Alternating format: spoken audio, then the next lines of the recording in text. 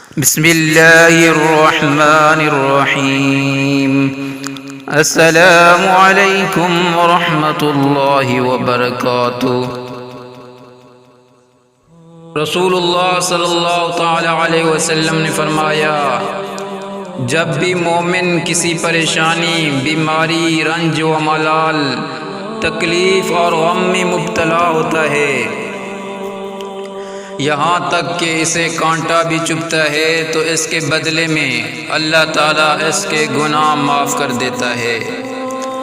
حضرت ابن عباس رضی اللہ تعالیٰ عنہ روایت کرتے ہیں کہ رسول اللہ صلی اللہ تعالیٰ علیہ وسلم اور آپ صلی اللہ تعالیٰ علیہ وسلم کے گھر والے بہت سی راتیں خالی پیٹ فاقے سے گزارتے تھے۔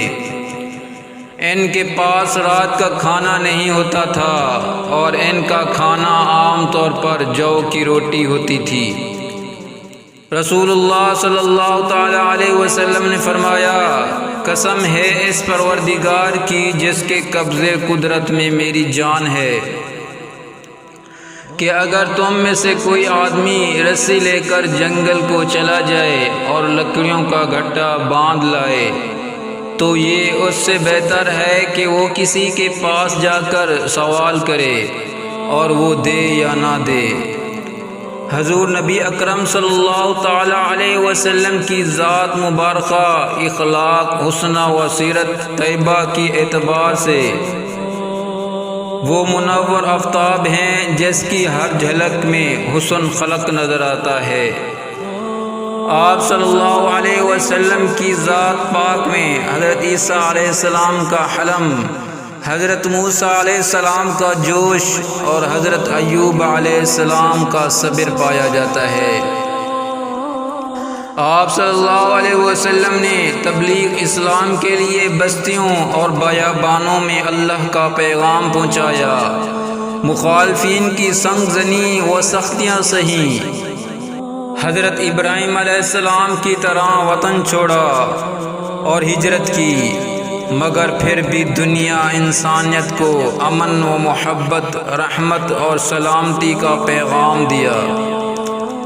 حضرت سلیمان علیہ السلام کی طرح اس دنیا میں حکمت کی طرح ڈالی، غرض وہ تمام خوبیاں اور صاف امیدہ جو پہلے نبیوں میں پائی جاتی تھی، وہ سب بدرجہ کمال حضور اکرم صلی اللہ علیہ وسلم کی ذات میں موجود تھی۔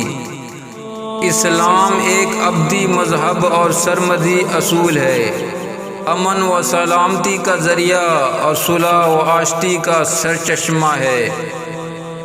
قبل از اسلام دنیا کے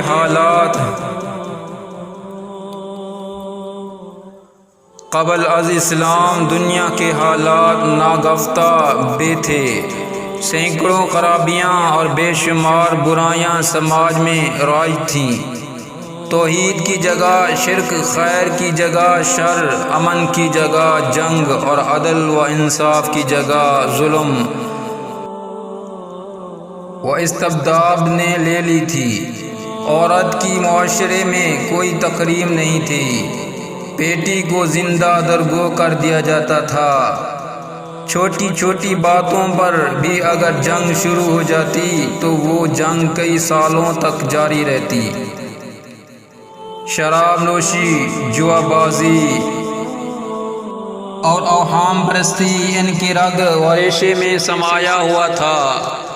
انسانیت سسک رہی تھی، بلک رہی تھی اور کسی ایسے مسیحا کا انتظار کر رہی تھی جو سارے جہاں کا درد اپنے دل میں سمیٹ سکے۔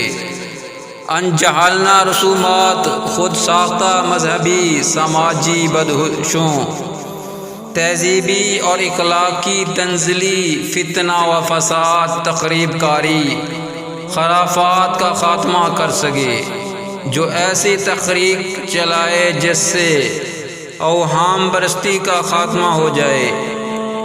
جہالت و گمراہی کے اندھیروں، ظلم و جبر کی زنجیر کو توڑ کر غریبوں، بیووں، یتیموں اور کمزوروں کے استحصال کو روکے۔ بالآخر رب ذوالجلال کی رحمت جوش میں آئی، ظلم و بربریت کی تاریخی میں ہدایت کا ایسا سورج طلوع ہوا جس کی روشنی سے ہر سو اجالا ہو گیا۔ اللہ ہم سب کو عمل کرنے کی توفیق عطا فرمائے، آمین۔ مزید ایسی ویڈیو حاصل کرنے کے لیے ہمارے چینل کو سبسکرائب کریں۔